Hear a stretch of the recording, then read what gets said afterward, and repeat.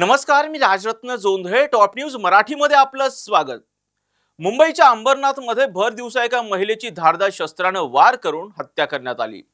आरोपीने महिलेच्या छातीवर, पोटावर, ओटीपोटावर आणि पायावर अनेक वार केले, ज्यामध्ये तिचा जागीच मृत्यू झाला. मात्र या महिलेची इतकी अमानुष हत्या नेमकी का करण्यात आली याचं गूढ अखेर उलगडलं आहे. 29 वर्षीय आरोपीचे 35 वर्षीय मयत महिलेसोबत प्रेमसंबंध होते आणि त्यातूनच ही हत्या झाली. मात्र या हत्येमागे नेमकं कारण काय आहे पाहूयात.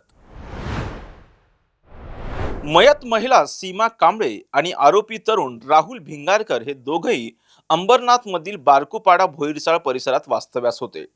अनेक वर्षांपासून हे दोघे एकमेकांचे शेजारी होते. सीमा तिच्या पतीपासून विभक्त झालेली होती.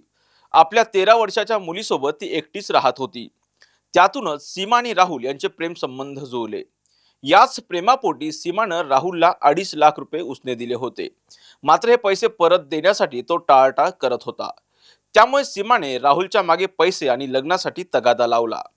तू माझे पैसे परत कर किंवा माझ्याशी लग्न कर, नाहीतर मी तुझ्या विरोधात बलात्काराची केस करेल, अशी धमकी सीमानं राहुलला दिली होती. याच धमक्यांमुळे राहुलने सीमाशी वाद घातले. मात्र सीमा राहुलचं काहीच ऐकायला तयार नव्हती. त्यामुळेच राहुलने सीमाला संपवायचं ठरवलं. त्याने तिला अंबरनाथ स्टेशनच्या भीमनगर परिसरात असलेल्या साईबाबा मंदिराच्या इथे गाठलं.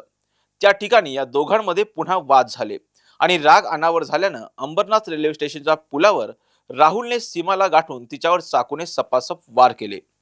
अति रक्तस्राव झालेल्या अवस्थेत सीमाला तिथेच टाकून राहुलने पळ काढला. सीमाच्या अवतीभोवती गर्दी जमली. तिथल्याच काही लोकांनी तिला रुग्णालयात नेलं. मात्र उपचारादरम्यान तिचा मृत्यू झाला. राहुलने सीमावर अगदी वर्दळीच्या ठिकाणी वार केले. जेव्हा राहुल तिच्यावर वार करत होता तेव्हा त्या ठिकाणी मोठी गर्दी सुद्धा जमली. या गर्दीने आरडाओरडा केला. राहुलकडे सीमाला सोडण्याची विनंती सुद्धा केली. मात्र तरी सुद्धा राहुल तिच्यावर सपासप वार करतच राहिला. या सगळे वार केल्याच्या नंतर जेव्हा त्याला असं वाटलं की सीमाचा आता मृत्यू झालाय, त्याच वेळी त्यांनी त्या घटनास्थळावरून पळ काढला. हे सगळं प्रकरण झाल्याच्या नंतर शिवाजीनगर पोलिसांनी घटनास्थळी धाव घेत पाहणी केली.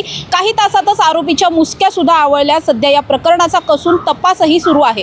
मात्र वर्दळीच्या ठिकाणी दिवसाढवळ्या एखाद्यावर गोळीबार करणं, एखाद्यावरती वार करणं, अशा प्रकारची ही जी विकृत मानसिकता आहे ती समाजात वाढताना दिसून येते. पोलिसांचा आणि कायद्याचा कुठलाही धाक राहिलेला नाहीये. अशा प्रकारचे गुन्हे वारंवार समाजात घडतायत. ही समाज म्हणून आपल्यासाठी आणि पोलिसांसाठी सुद्धा अतिशय चिंतेची बाब बनली आहे. पुण्याहून समृद्धी जाधव, टॉप न्यूज मराठी.